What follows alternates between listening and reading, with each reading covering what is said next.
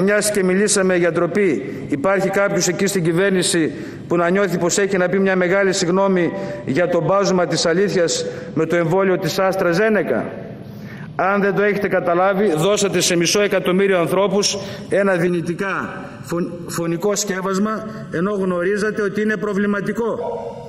Ήταν τέλη Μαΐου του 2021, σας θυμίζω, όταν εν μέσω πανδημίας είχε σκάσει η βόμβα της παραίτησης του καθηγητή παθολογίας ανοσολογίας κ. Παναγιώτη Βλαχογιαννόπουλου από την Επιτροπή Φαρμακοεπαγρύπνησης, ΕΦΑΡ, του ΕΟΦ, που ανήκει, η Επιτροπή εκεί ανήκει. Η αιτία, μέσω μιας επιστολής όνειδος προς το Υπουργείο Υγείας, ο καθηγητής έκανε λόγο για προσπάθειες ηθελημένης υποβάθμισης επιπλοκών του εμβολίου της AstraZeneca στην υγεία των ανθρώπων. Ο κύριος Βλαχογιαννόπουλος διεπίστωσε εξοργιστική απροθυμία, δική του η φράση, του ΕΟΦ να γνωματεύσει ότι το εγκεφαλικό που υπέστη μια γυναίκα που πέθανε στο Γενικό Κρατικό Νοσοκομείο Αθηνών είχε πιθανή σύνδεση με τον εμβολιασμό της με AstraZeneca.